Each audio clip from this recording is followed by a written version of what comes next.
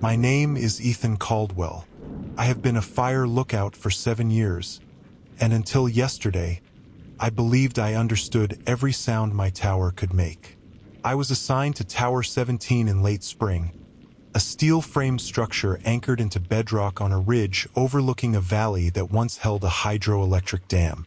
The dam had been decommissioned decades ago, officially declared stable, inert, and sealed.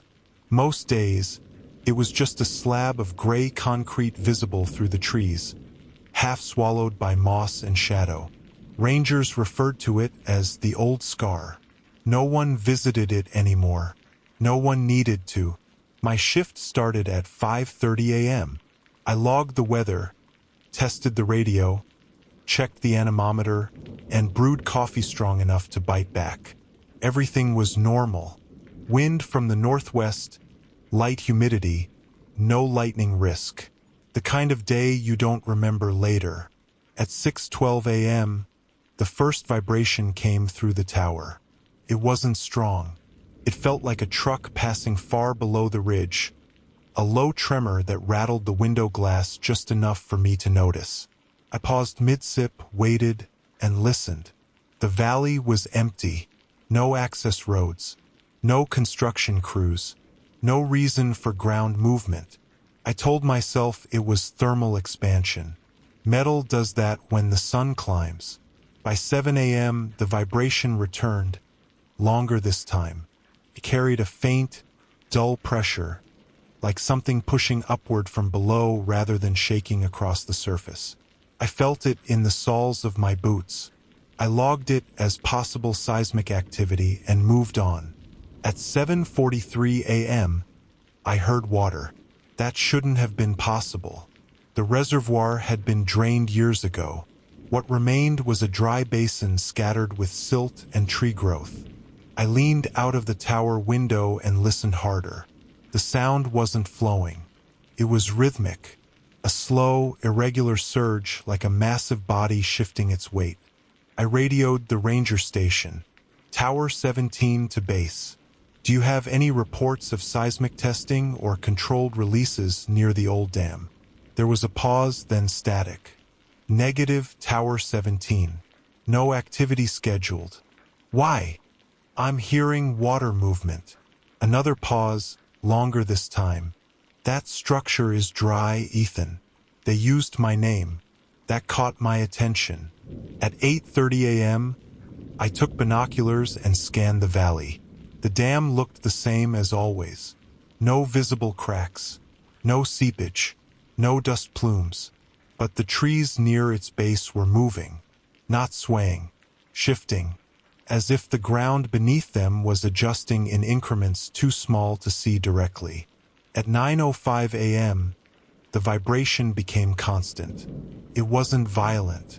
It was persistent, a deep, steady pressure that never fully stopped, like an idling engine buried underground. My coffee rippled in its mug. The metal railing hummed faintly when I touched it. I filed a second report. This time, the response was delayed. At 10:17 a.m., I received a call back from a structural engineer contracted by the park. He asked me to describe the dam. I told him what I could see. No, he said. Describe what you feel. I hesitated. It feels like something is shifting its weight. Silence. That dam is anchored into bedrock, he said carefully. It cannot move. At 11 a.m., I logged my third anomaly. The vibration had developed a pattern. It intensified for approximately 40 seconds, then eased, then returned. Like breathing. I told myself I was projecting. Humans do that when isolated. At noon, the sound of water grew louder. I could hear it even inside the tower now, a heavy internal surge, as if channels long sealed were filling again. The radio crackled without input. Static rose and fell in sync with the vibration. At 12:38 p.m., I heard a sound that made me step away from the window. Stone grinding against stone. It came from directly beneath the tower, transmitted upward through the foundation. Slow, deliberate, not collapsing, adjusting. I contacted base again. No response. At 1:15 p.m., my instruments began to fail. The anemometer spun without wind. The barometer dropped sharply, then stabilized. My seismograph, installed more as a formality than necessity, recorded movement too uniform to be natural. At 2 p.m., I saw the first crack. It wasn't on the dam. It was in the dry basin below it.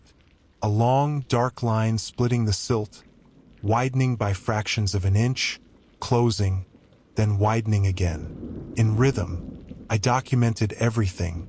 Photos, audio recordings, timestamps. At 2:47 p.m., the vibration stopped. The silence that followed was worse. No wind, no birds, no insects.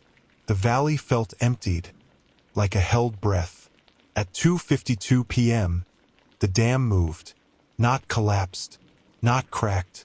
It shifted, a measurable lateral adjustment, slow enough that I almost convinced myself it was an illusion. But the reference points changed. Shadows no longer lined up. The structure had repositioned itself. I sat down hard. At 3 p.m., the vibration resumed, stronger than before. And this time it was rising. The vibration climbed steadily through the tower's legs, no longer content to stay subtle. It wasn't shaking in the way earthquakes do. There was no randomness to it. It rose in pressure the way a hydraulic system does when a valve closes somewhere you can't see. I checked my watch. 3:06 p.m. I forced myself to breathe evenly and began another log entry, my handwriting tight and mechanical. Training drills into you that documentation matters most when things stop making sense. You write so someone else can understand later, even if you don't. The dam continued to move in increments too small to notice unless you stared at it continuously. I fixed my binoculars on a jagged notch along its upper edge, a flaw I remembered clearly from previous seasons. Over the next 10 minutes, that notch drifted left relative to a dead pine behind it. Not fast, not dramatic, but undeniably. Concrete does not do that. At 3:18 p.m., the sound changed. The water noise deepened, becoming fuller, as if volume was being added to an empty space. I realized then that I wasn't hearing water flowing downhill.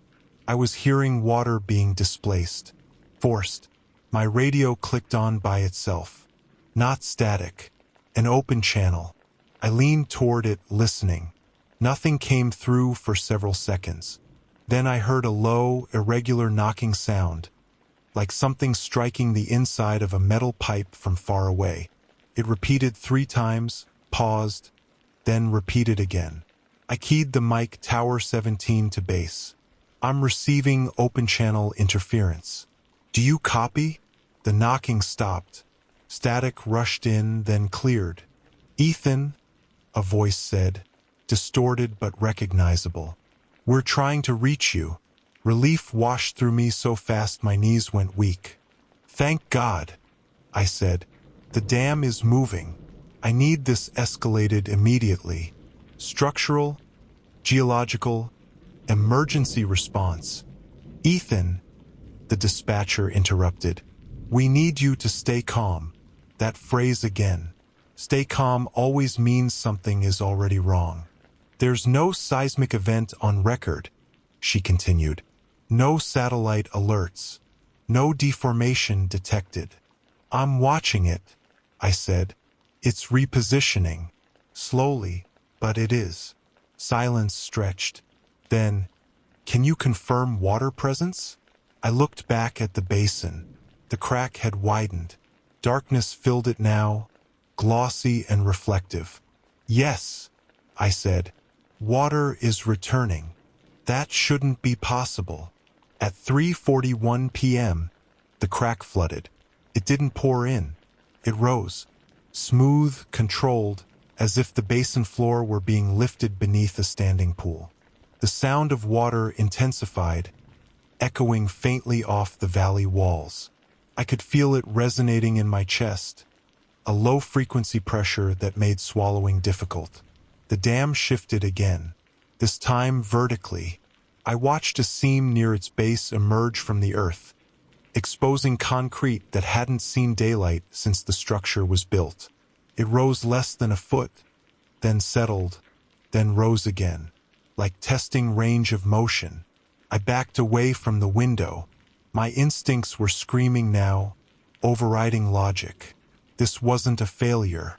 Failures are chaotic. This was controlled. At 4:02 p.m., the tower alarm went off. Not fire, structural.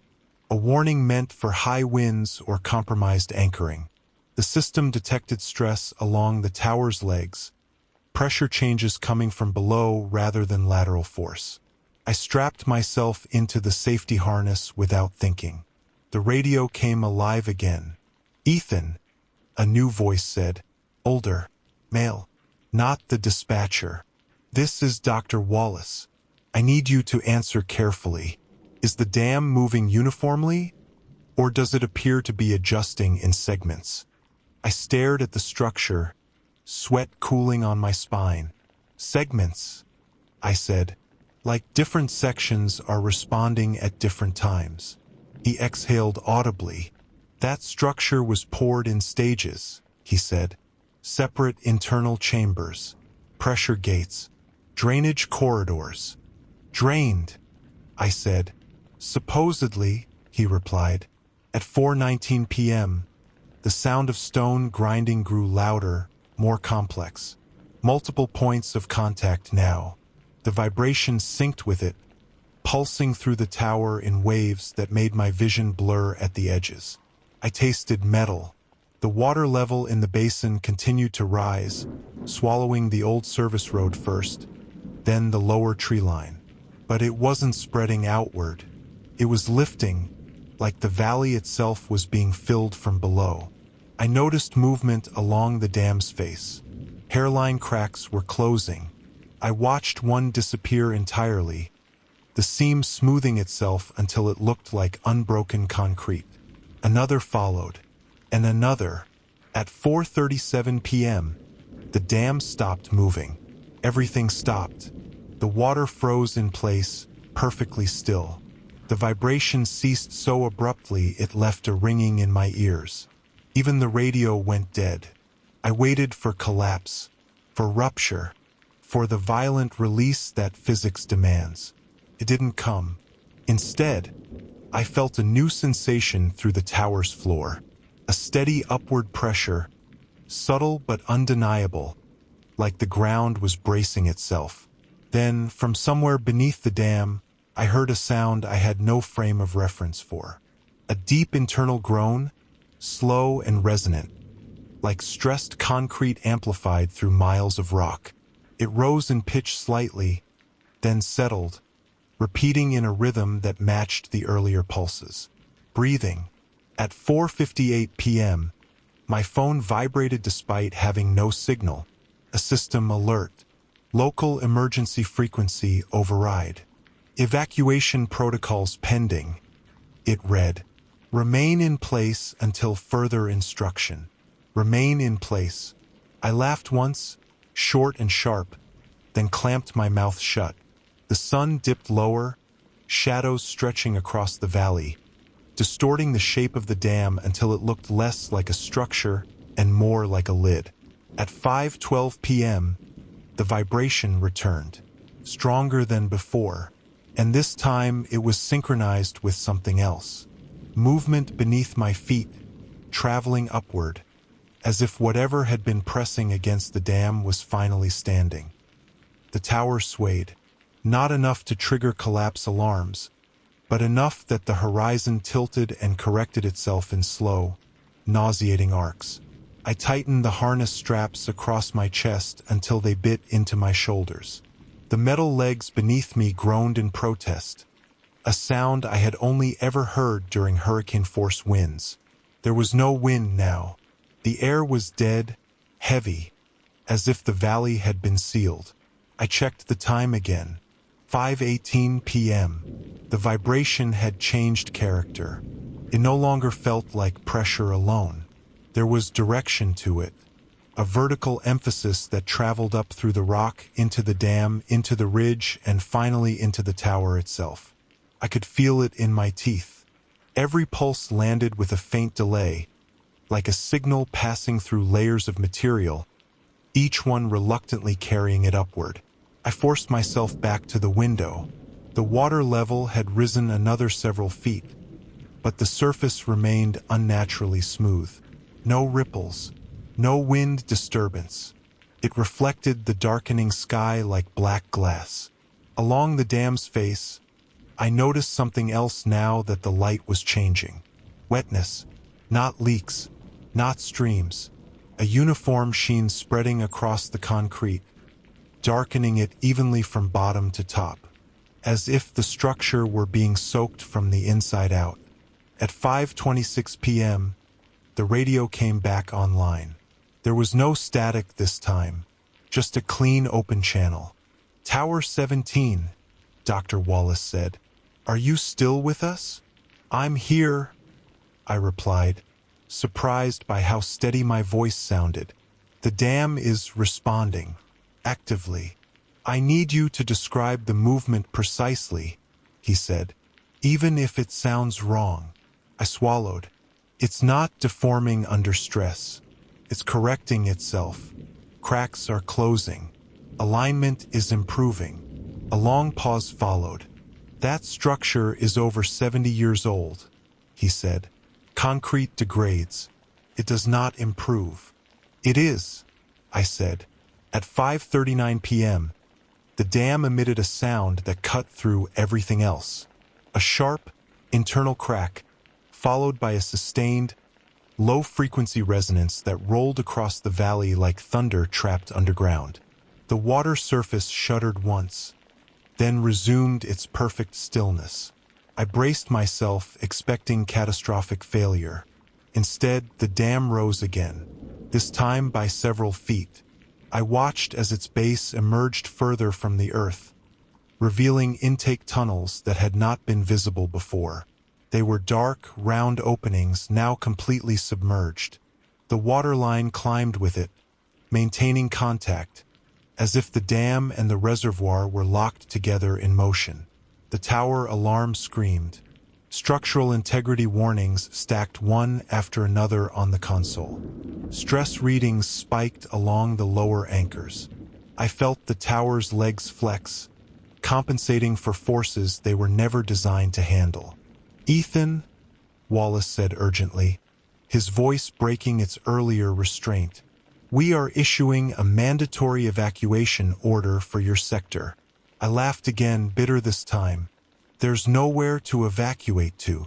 Helicopter is en route," he said. "ETA 30 minutes. I looked at the sky. Low cloud cover had rolled in without my noticing, thick and gray, obscuring any flight path. "At least 45, I said. "And that's optimistic." At 5:54 p.m., the ground beneath the dam shifted laterally. Trees along the far ridge tilted inward, roots tearing free with dull, distant cracks. The water level surged slightly, then stabilized. The dam rotated by a degree so small it would have been meaningless under any other circumstance. Here it felt deliberate, like turning to face something. The vibration intensified again, now accompanied by a sound I could only describe as friction on a massive scale. Stone against stone, concrete against bedrock, everything grinding as if being repositioned. My instruments went dark. Power failure warnings scrolled across dead screens before disappearing entirely. The tower lights flickered, then died, leaving me in the dim orange glow of sunset bleeding through the windows. At 6:07 p.m., the dam stopped rising. It hovered there, partially unseated, water lapping silently against its surface. The valley held its breath. Then the water level dropped, not draining, descending, smoothly, steadily, as if being drawn downward through channels I couldn't see. The glossy black surface receded, exposing the basin again, leaving wet silt glistening in the fading light. I felt it then. A pull, not physical at first, a pressure behind my eyes, a subtle insistence that leaned on my thoughts. The idea that the space beneath the dam was not empty, that it had never been empty, that it had simply been waiting.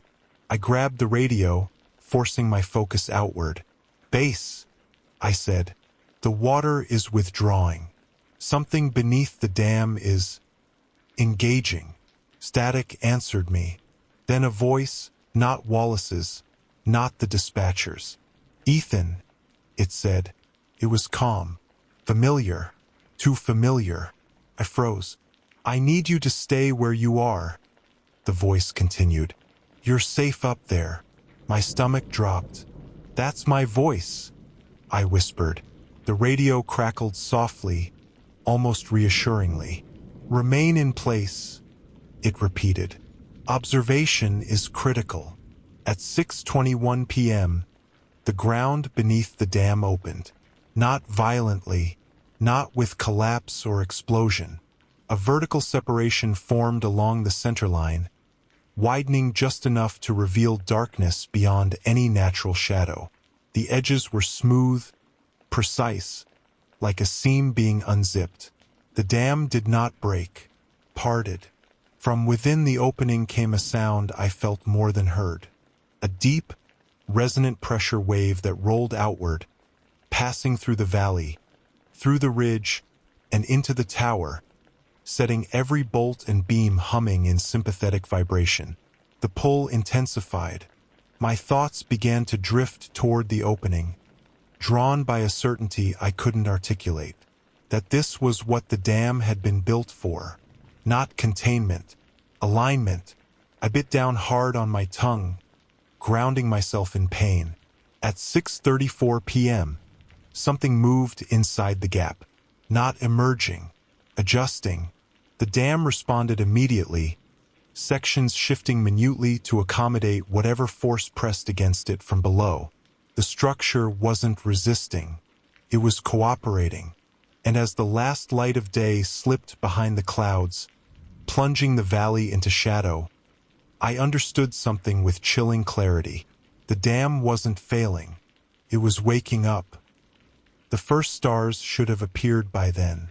I remember thinking that because the sky had that washed-out twilight color where the day refuses to admit it's over. But no stars came. The cloud cover above the valley had thickened into a uniform ceiling, heavy and low, reflecting what little light remained back down toward the ground. It felt like the world had been capped. I checked the time again. 6:41 p.m. The dam remained split down its center, the opening no wider than a service tunnel, yet impossibly deep. The darkness inside it wasn't the absence of light. It absorbed light. The edges of the concrete looked wrong near the gap, subtly distorted, like straight lines trying and failing to remain straight. The pull inside my head sharpened. It wasn't a voice. It wasn't even a thought. It was a sense of orientation, the way you know which way is down even with your eyes closed. Whatever lay beneath the dam was becoming a reference point, and my body was reacting to it instinctively. I forced myself to sit, pressing my back against the cold metal wall of the tower, grounding myself in the familiar geometry of the space.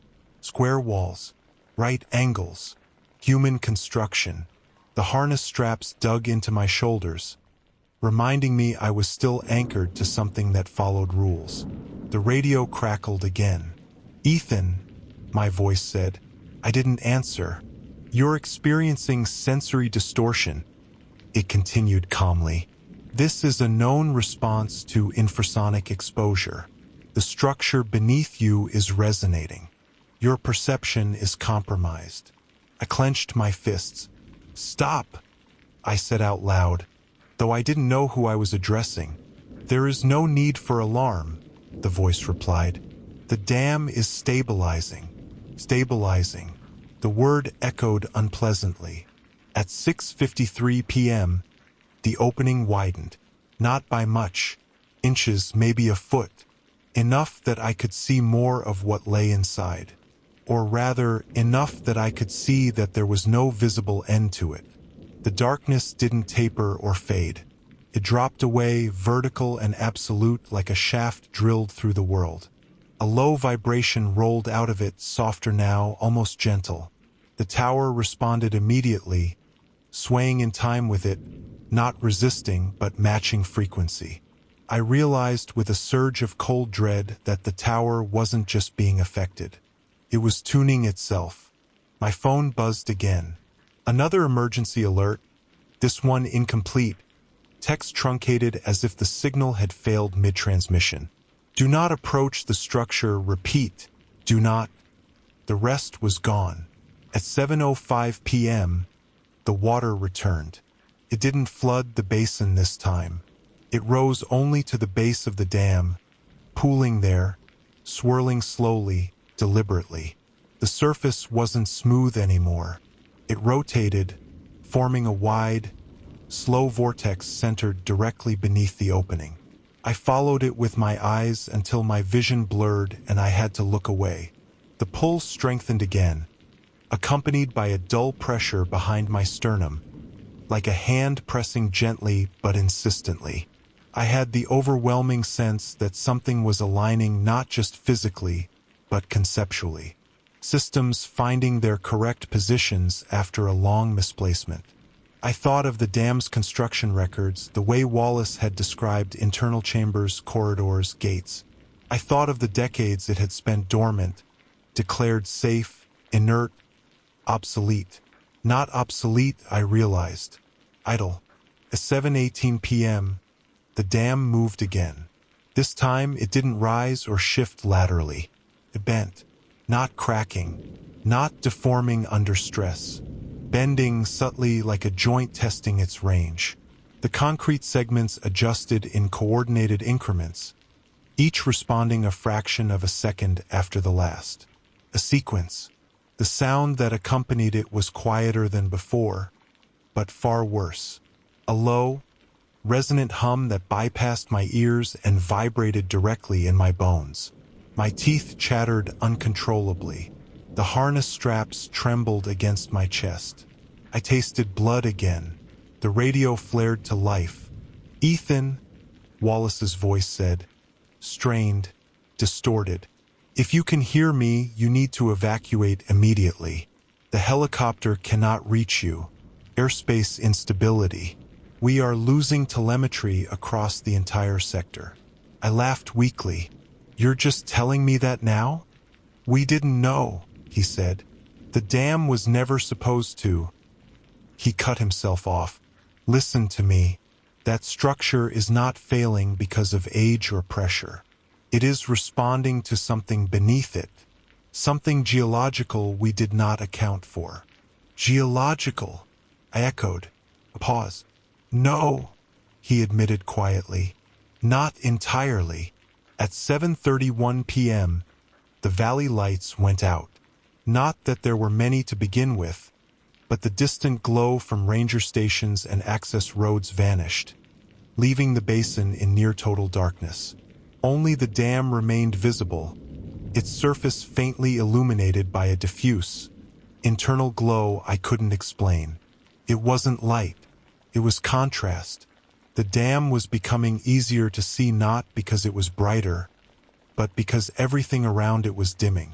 The pull became unbearable. I found myself leaning forward without realizing it, fingers digging into the window frame. My thoughts kept circling the same idea, over and over, growing more persuasive each time. This is what I am here to witness. Fire lookouts exist to observe, to watch, to record, to remain in place when others leave.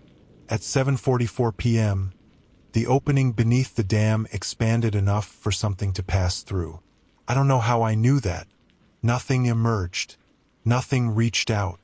But the sense of readiness was unmistakable, like a door opened to the correct width.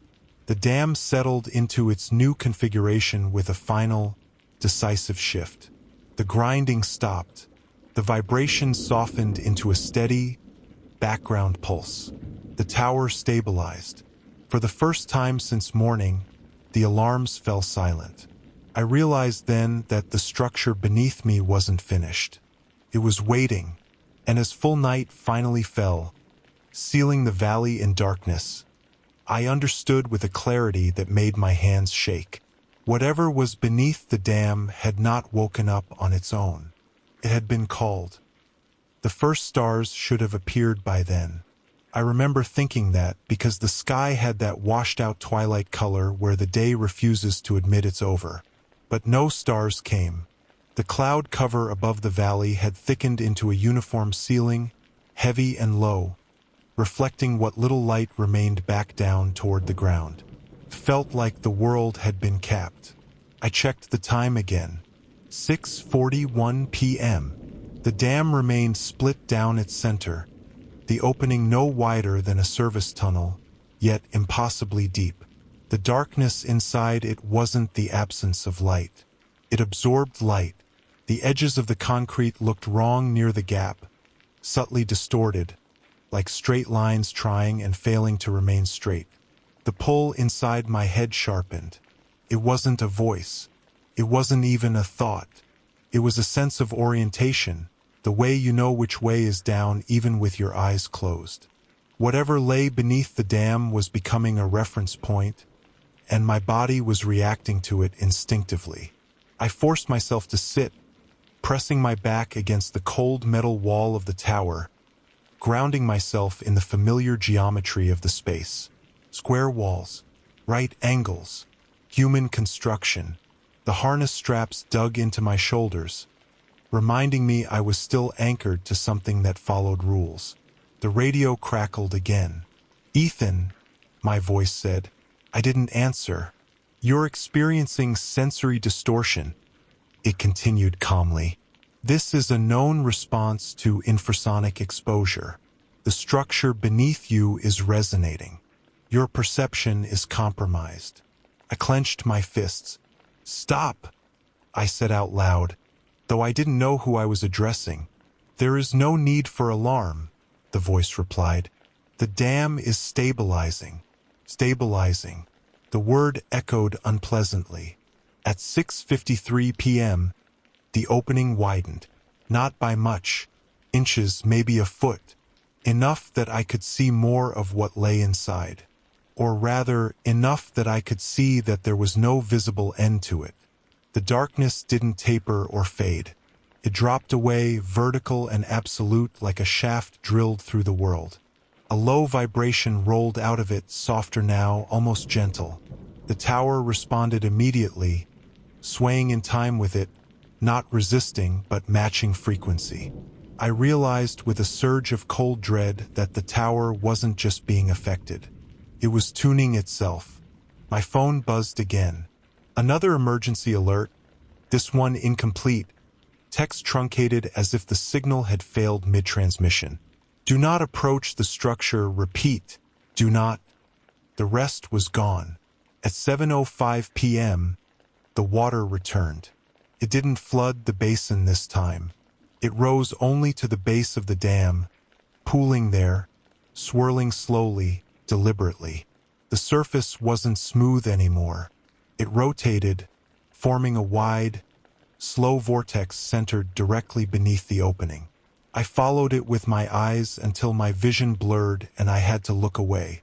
The pull strengthened again, accompanied by a dull pressure behind my sternum, like a hand pressing gently but insistently.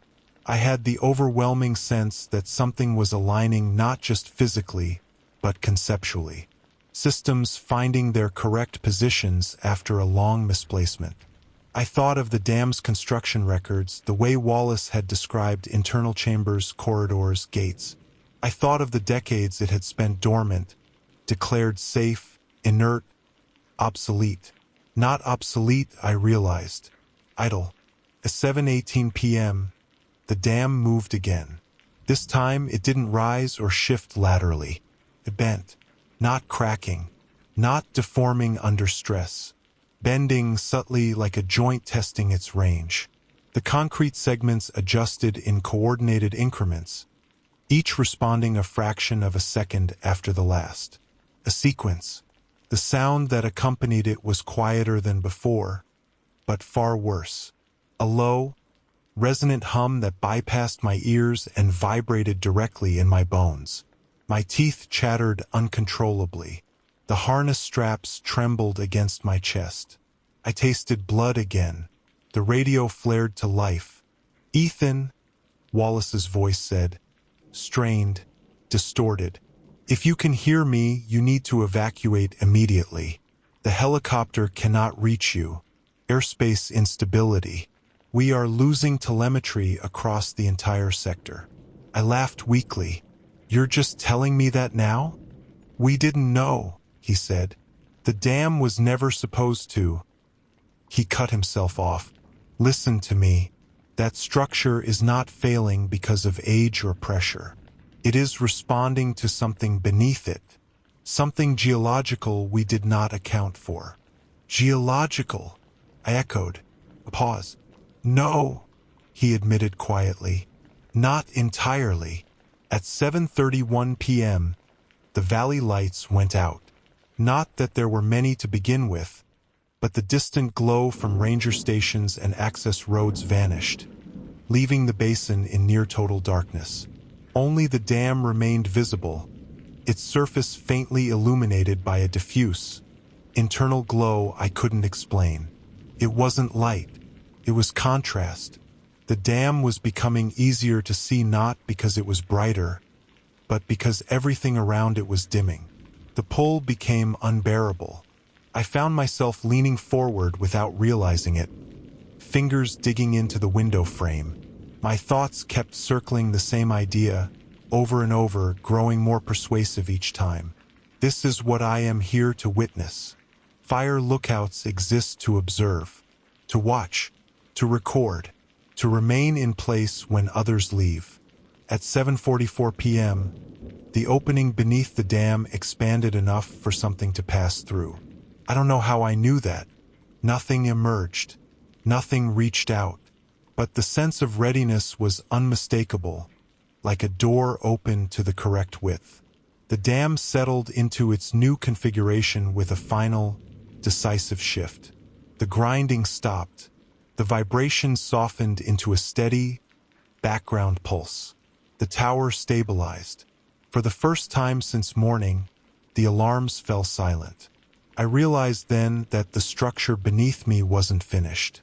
It was waiting, and as full night finally fell, sealing the valley in darkness, I understood with a clarity that made my hands shake.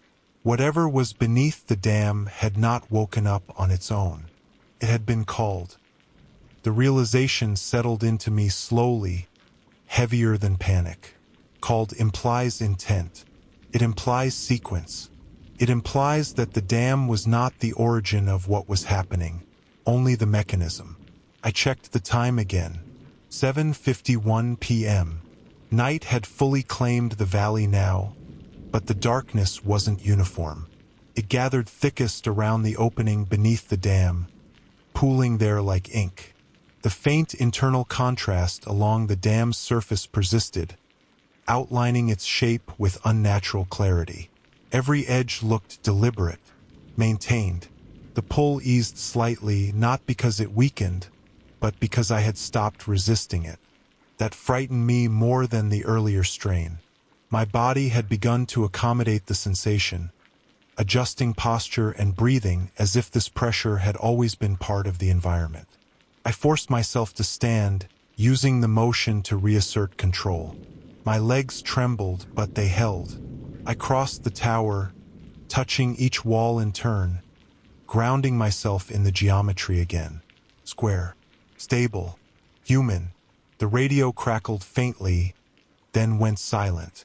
At 8:03 p.m., I heard footsteps. They came from below, not on the stairs, not on the access ladder. From the ground beneath the tower, muffled by distance and earth.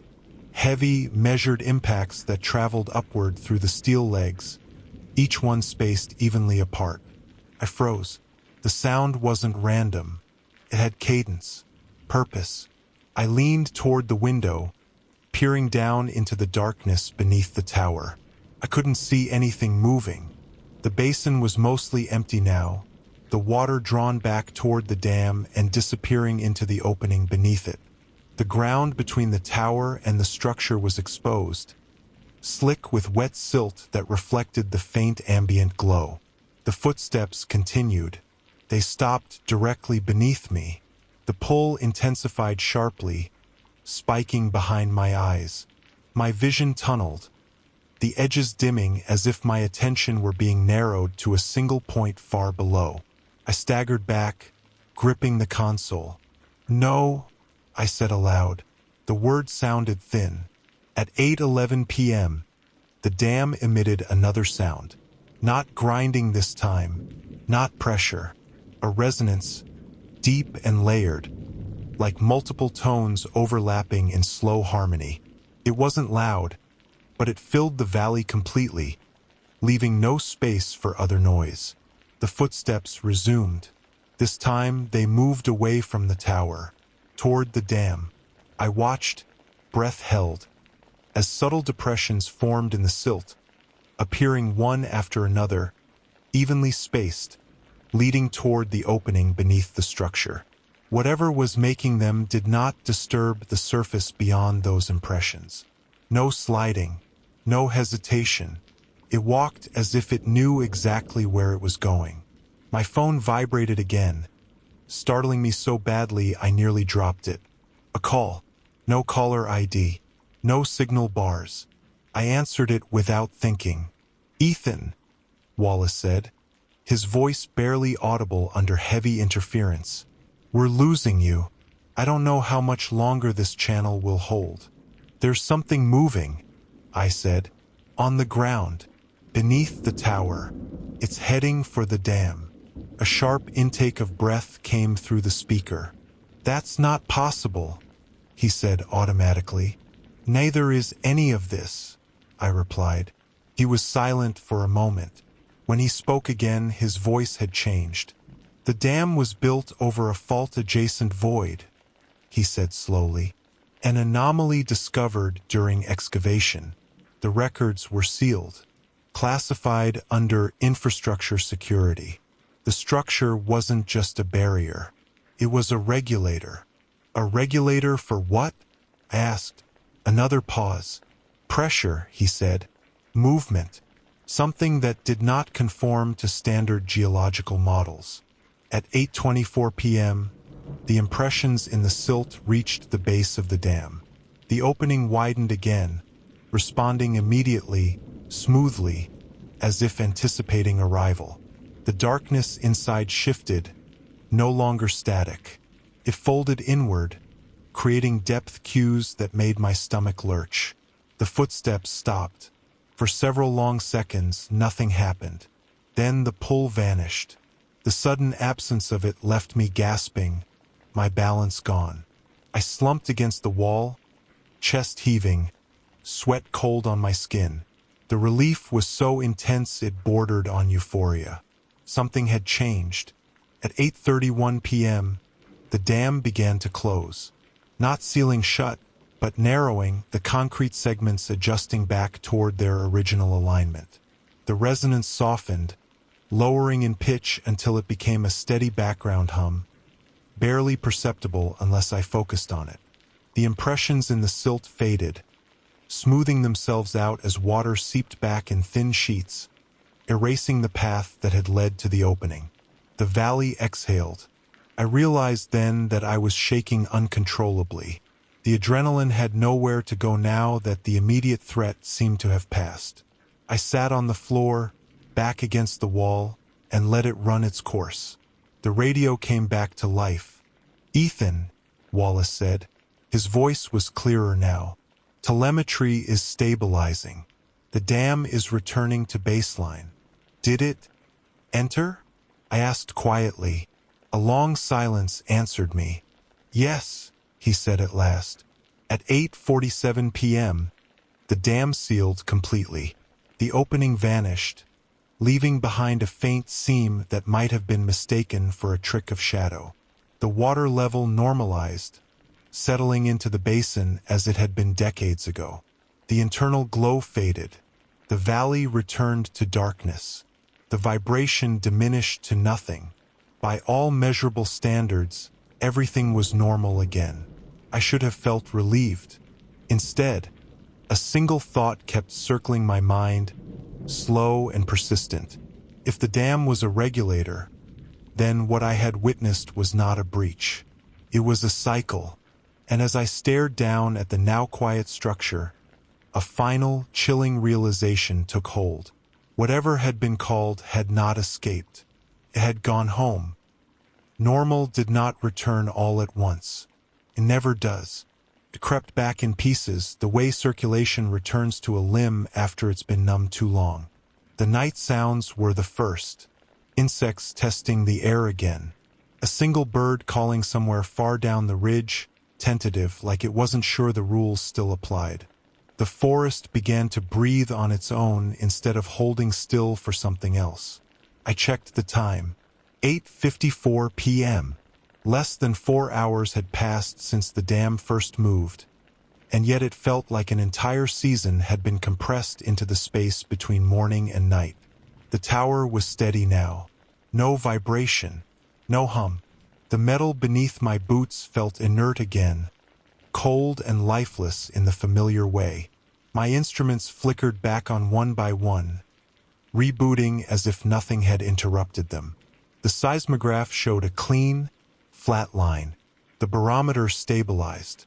The anemometer spun lazily in a light evening breeze that hadn't existed an hour earlier. I should have trusted the data. I didn't. I forced myself to stand and look down into the valley again. The dam sat exactly where it had for as long as I'd known it. Same silhouette, same weather stains, same jagged notch near the upper edge. The basin reflected nothing but darkness and the faint outline of trees. If I hadn't documented the entire event, I might have convinced myself it was stress-induced hallucination. Except for one thing, the seam. Even from the tower I could see it now. A thin, vertical line running down the center of the dam's face. Subtle enough to be dismissed as a construction artifact, but too straight, too deliberate. I was certain it hadn't been there before. At 9:07 p.m., the radio crackled. "Tower 17, Wallace said. His voice sounded exhausted. "Older. We're maintaining a monitoring presence. But I want you to know something before this line goes quiet." I didn't respond immediately. I had learned that silence sometimes carried more information than answers. "The dam was never meant to be permanent," he continued. "It was designed to respond, to adjust, to open when certain thresholds were reached." "And tonight?" I asked. "We don't know what triggered it," he admitted. "We only know that the system behaved as intended." The words sat heavily between us. "And the thing beneath it?" I asked. Another pause, longer this time. "We don't have language for it," he said finally. "Only parameters." At 9:19 p.m., my phone vibrated one last time. No alert, no message, just a vibration, brief and purposeful, like a tap on the shoulder. I stared at the screen until it went dark again. The pull did not return, but the absence of it no longer felt like safety, felt like completion, like a circuit that had closed and would remain closed until something else demanded change. I thought about the footsteps in the silt, about how the impressions had been evenly spaced, balanced, familiar in their rhythm. Whatever had walked toward the dam had done so with confidence, not urgency. It hadn't been summoned against its will. It had been notified. At 9:32 p.m., I noticed the smell. Damp stone, cold water, and something else beneath it, faint but unmistakable. An odor like long-sealed air released from underground, stale and mineral-heavy, carrying the suggestion of immense depth. It came from beneath the tower. I knelt and pressed my palm to the floor. The metal was cool, But beneath it, through layers of steel and rock, I felt something else. Not movement, not vibration, presence. I pulled my hand back quickly, heart pounding, and stood again, forcing myself to stay upright, to stay functional. Panic would serve no purpose now. Whatever had happened was already over, or so I told myself. At 9:46 p.m., I began preparing my end-of-shift report. I stuck to facts, times, measurements, observable changes. I avoided metaphors, avoided interpretations. I wrote like someone who expected every word to be examined under hostile scrutiny. Even then, I left things out. The radio remained silent. The helicopter never came. Airspace restrictions, Wallace would later explain. Equipment malfunctions. Safety concerns. 10:02 p.m., I heard it again. Not footsteps. Breathing. Very faint. So subtle I almost dismissed it as wind moving through the tower's framework. But the rhythm was wrong. Too slow. Too deep. Each cycle took longer than a human lung could reasonably manage. Came from below. I did not look down this time. I stayed where I was, hands braced on the console, eyes fixed on the dark window. The breathing continued for nearly a minute, then stopped. The smell faded with it. At 10:11 p.m., the radio clicked on briefly. Just one word came through. Recorded. Then nothing. The forest resumed its normal sounds, louder now, as if compensating for the earlier silence. The dam remained inert. The seam did not move. The night pressed on, ordinary and indifferent. I finished my report at 10:27 p.m. and saved it to 3 separate backups. When I finally sat down, exhaustion hit me all at once, bone deep and absolute. I realized then that I had been holding myself rigid for hours, braced against something that no longer required resistance. Before sleep claimed me, one last thought surfaced, unbidden and unwelcome. Regulators don't exist to stop things forever. They exist to manage timing. And as the tower lights dimmed automatically for the night, I wondered how long it would be before the dam needed to adjust again. Sleep did not come the way it normally does in the tower. Usually, exhaustion pulls you under quickly. Your body shuts itself down once the last log is written, once the radio is quiet, once the forest settles into its night rhythm. That night, my eyes closed, but my mind refused to release its grip on the valley below. I checked the time one last time before lying down. 10:36 p.m. The breathing did not return, but the silence felt engineered, not natural. Even the insects outside seemed to be spacing their sounds, leaving gaps that were just a little too long, as if something were listening between them. I lay on the narrow cot, staring at the ceiling, counting the seconds between heartbeats. The harness lay coiled on the floor beside me, its metal clips faintly reflecting the emergency light. I didn't bother taking my boots off. The idea of being unprepared, even now, made my stomach tighten. At 10:49 p.m., the tower creaked. A single sound, a subtle shift of weight somewhere below, transmitted upward through the structure. It wasn't violent. It wasn't sudden. It was the kind of noise you'd expect if something had leaned against one of the support legs and then straightened again. I sat up slowly. The instruments were still stable. No alarms. No warnings. Just the soft hum of the backup power unit and the distant murmur of the forest. I told myself it was thermal contraction, metal cooling after a long day. Then it happened again. This time, the sound traveled upward, step by step. A faint, rhythmic pressure against the tower's legs, moving from one anchor point to the next. Footsteps. They were closer now than they had been earlier. Not beneath the tower, but around it, circling. I held my breath, listening. Each step was careful, deliberate, spaced evenly apart. Whatever was moving knew exactly where the supports were. It avoided loose ground, avoided obstacles, avoided anything that might produce unnecessary noise. I realized with a cold clarity that it had learned the tower's shape. At 11:02 p.m., the radio clicked on. No voice, no static, just an open channel. I didn't touch it. The footsteps stopped. For several seconds, nothing happened. The silence stretched, taut and expectant. Then the breathing returned, closer than before. It rose from beneath the tower, slow and measured, each inhale accompanied by a faint pressure change that I felt in my ears. The exhale followed just as deliberately, warm air carrying that same mineral-sealed underground smell. I stayed perfectly still.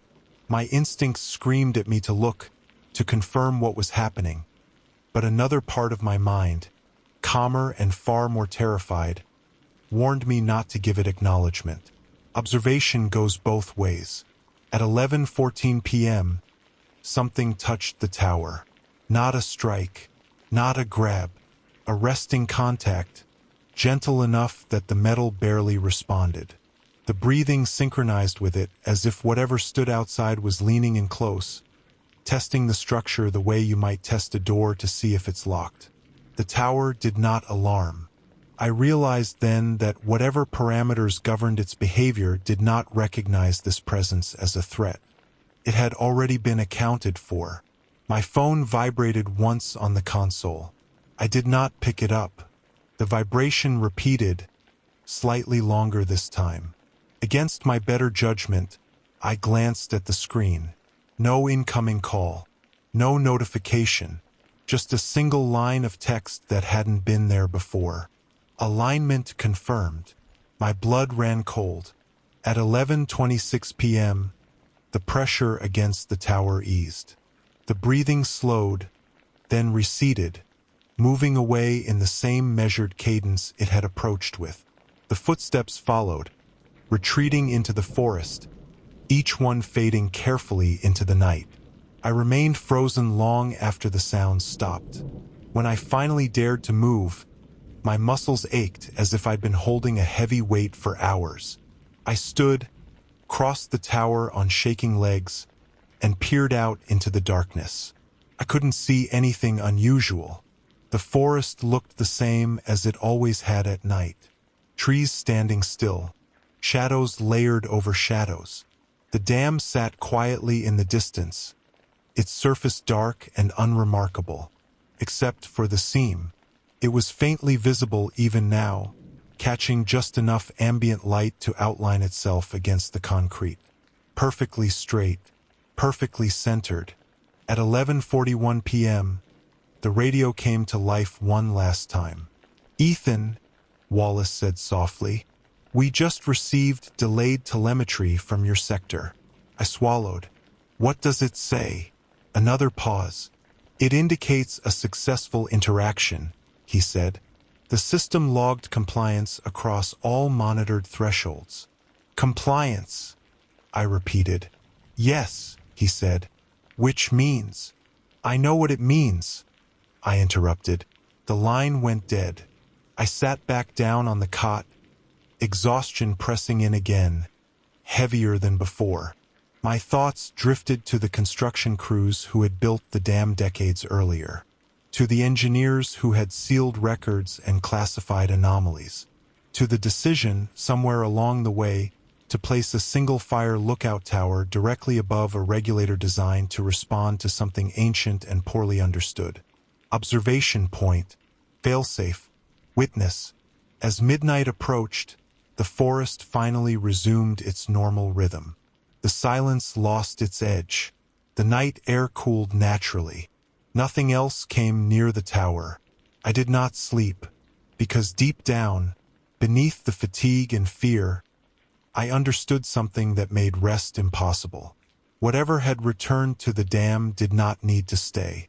It had only needed to check in. And when it left, it took something with it. By midnight, the forest had settled into a version of itself that felt rehearsed. Crickets resumed their chorus. Wind brushed the treetops in soft, uneven passes. Somewhere far down the ridge, an owl called once, then again, as if testing whether the sound was still allowed. On paper, everything had returned to normal. On my body, it hadn't. I checked the time. 12:04 a.m. My chest still felt hollow, like something had been removed without leaving a wound. Breathing took conscious effort. Each inhale felt slightly mistimed, as though my lungs were out of sync with the air around them. I stood and went through the tower slowly, checking every corner, every shadow, every bolt and brace. Nothing was out of place. No signs of intrusion. No scratches, no residue, no indication that anything had touched the structure at all. Except for the smell. It lingered faintly now, diluted but unmistakable. Damp stone, cold water, depth. It clung to the lower half of the tower, strongest near the floor, fading as you moved upward, like a memory that hadn't fully dissipated. At 12:17 a.m., the instruments recorded a minor pressure fluctuation, so small it would have been ignored under normal circumstances. A brief dip, then a return to baseline. I watched the line on the display flatten again and felt a chill that had nothing to do with temperature. Something had passed nearby. Not beneath the dam. Not through it. Past it.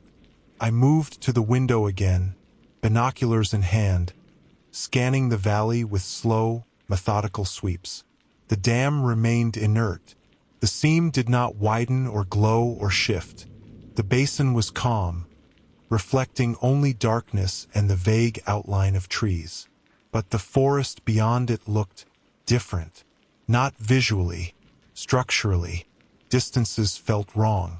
The tree line seemed slightly compressed in some places, stretched in others, as if perspective itself had been nudged and not quite reset. When I focused on a specific cluster of pines, my eyes slid off them, refusing to settle the way they should. I lowered the binoculars, dizzy. At 12:29 a.m., my phone vibrated again. This time there was a message. No sender, no timestamp, just text. You may conclude observation. My hands shook as I set the phone down. Conclude implies permission. It implies authority. It implies that whatever system had been active was now satisfied.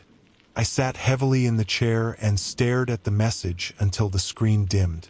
At 12:41 a.m., I heard movement in the forest. Not footsteps this time. Something larger, heavier, moving between the trees with deliberate restraint, careful not to disturb branches or undergrowth more than necessary. The sound traveled laterally, skirting the valley rather than crossing it. Leaving, I followed it with my ears, tracking the direction until it faded completely into the distance. The pull did not return. Instead, a new sensation settled in its place. A subtle wrongness, localized but persistent, like standing near a powerful electrical transformer. The air felt charged, expectant, as though the valley had been rewired and left humming. At 12:56 a.m., the radio came back online. Static at first, then Wallace's voice, clearer than it had been all night. "Ethan," he said, "we're reestablishing full communication. Are you stable?" I considered the question carefully. "I'm alive," I said. "The structure is stable. The dam is sealed." "And you?" he asked. I hesitated. "I think so." He exhaled slowly. "We've received a full system log. The dam registered a complete cycle. Opening, interaction, closure. All parameters returned within acceptable margins." "You keep calling it an interaction," I said. "Yes," he replied, "because containment implies opposition. This was cooperation." The words settled uneasily between us. "What did it take?" I asked. Another pause. "Something small," he said. "Something local." My mouth went dry. Define small. He didn't answer immediately. At 1:08 a.m., he said instead, our instruments detected a localized anomaly near your tower, a brief absence of expected signal reflection, like something that should have been there wasn't. I felt my stomach drop. That's impossible, I said. I'm right here. Yes, Wallace agreed quietly. You are now. The radio clicked softly, then fell silent again. I sat there for a long time, trying to reconcile the words with my own physical presence. I flexed my fingers, pressed my feet against the floor, counted my breaths. Everything worked. Everything responded. And yet, the hollow feeling in my chest deepened. At 1:22 a.m., the smell finally faded. Not dissipated. Withdrawn. Like a door closing gently somewhere far below. The forest resumed its full nighttime rhythm, louder and more confident now, as if relieved. Even the subtle distortion in perspective eased, the tree line snapping back into familiar alignment. The valley, for all external measures, was ordinary again. I finished my final report at 1:39 a.m. This one was shorter, more restrained. I omitted speculation entirely. I focused on outcomes. The dam remained functional. No evacuation was required. No further anomalies detected. I did not mention the message on my phone. I did not mention the breathing. I did not mention the moment, brief and terrifying, when the instruments suggested I had not fully existed. At 1:51 a.m., fatigue finally overcame fear. I lay back on the cot, staring at the ceiling one last time. The tower felt solid beneath me, trustworthy, familiar. But just before sleep claimed me, a thought surfaced, unbidden and sharp enough to keep my eyes open. The dam had not needed to take much, just enough to balance what had been called. And whatever it had taken from the nearest available source. From me. Morning did not arrive all at once. It seeped in slowly, diluting the darkness rather than chasing it away. The sky lightened from black to slate to a dull, colorless gray, like an old photograph being exposed for the first time. When I opened my eyes, I had no sense of how long I'd been asleep, only the weight of exhaustion still pressing down on me. I checked the time. 5:34 a.m. The night had ended. The single day was complete. For a few seconds I lay still, listening. The tower was quiet in the way it always was at dawn. No breathing, no footsteps, no pressure against the structure. Just the soft creak of metal adjusting to the cooler air and the distant, familiar sounds of the forest waking up. I sat up slowly. My body felt intact. Heavy, sore, but functional. When I swung my legs off the cot, my feet met solid floor. The harness lay where I'd dropped it. The radio was dark. The console lights glowed softly, steady and reassuring. If I hadn't known better, I might have believed nothing unusual had happened at all. I stood and went to the window. The valley looked ordinary. Mist hung low over the basin, thin and uneven, lifting as the light strengthened. The trees stood where they always had. The service road cut its familiar line through the undergrowth. And the dam sat quietly in the distance, unchanged in shape or position, except for the seam. In daylight, it was undeniable. A perfectly straight vertical line, faint but precise, running down the center of the dam's face. It didn't look like a crack. It looked intentional, maintained, like a door outlined so subtly that no one would notice unless they knew exactly where to look. I raised the binoculars and examined it carefully. No gaps, no debris, no sign of stress. The concrete around it was smooth, unblemished, almost newer than the rest of the structure. Corrected. At 6:02 a.m., the radio came to life. Tower 17, the dispatcher said. bright and ordinary. Morning check-in. Please confirm status. I answered automatically. Tower 17 online. No active fires. Weather stable. Copy that, she replied. Any incidents overnight? I hesitated. Negative, I said.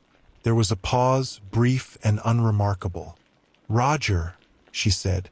Maintenance team will be in the area later this week. Continue standard observation. The line went dead. At 6:19 a.m., a helicopter passed overhead. I watched it through the window as it traced a wide arc around the valley, never approaching the dam directly. It didn't hover. It didn't slow. Just a careful, distant circle, as if confirming something from a safe altitude. Then it was gone. I began my morning log. Date, time, weather conditions, visibility, all normal. I wrote neatly, formally, the way I always had.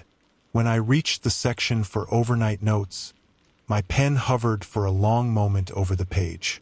I left it blank. At 6:47 a.m., I noticed the absence. It wasn't visual. It wasn't auditory. It was conceptual.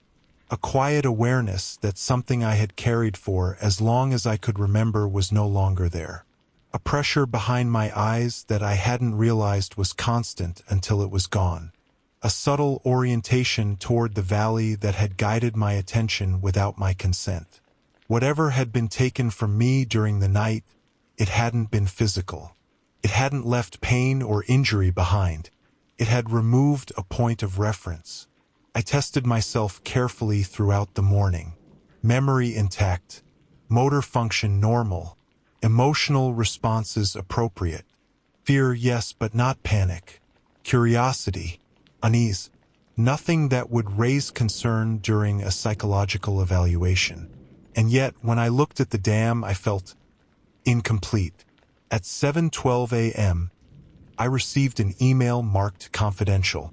Contained a single attachment and a brief message. Thank you for your cooperation. Observation is concluded. Your assignment to Tower 17 will end effective immediately.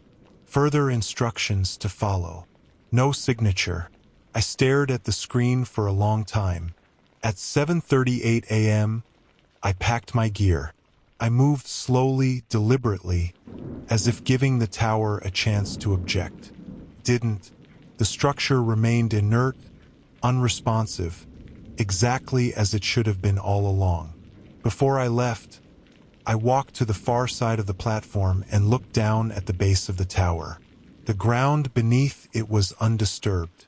No impressions, no marks, no sign that anything had ever stood there, except for one thing, a shallow depression in the soil directly beneath the center of the tower. Too symmetrical to be erosion, too precise to be coincidence. It looked like something had stood there for a very long time, waiting.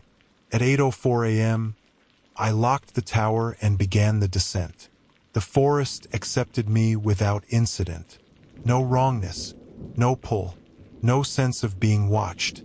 By the time I reached the service road, the dam was partially obscured by trees, then hidden entirely. I did not look back. I was officially relieved of duty by noon. They told me I'd done well, that my reports were exemplary, that the incident had been resolved.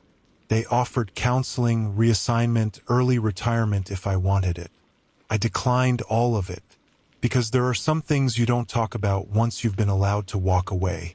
It's been weeks now. The dam remains closed. The records remain sealed. Tower 17 stands empty, awaiting its next observer. As for me, I no longer feel the need to look toward the valley when I'm outdoors. I no longer feel that subtle sense of alignment pulling my attention downward, toward something vast and patient beneath the ground. Most days I'm grateful for that, but sometimes, late at night, when the world is quiet and the air feels heavy, I notice something else instead. A faint sense of being slightly out of place, like a component that was removed from a system that still remembers it. And when I think about the dam, about what it was built to regulate, about what answered the call beneath it, one final truth settles in my mind with unsettling clarity. The structure did exactly what it was designed to do. It balanced the equation. And next time it needs to open, it won't take something nearby. It will take something it already knows how to find.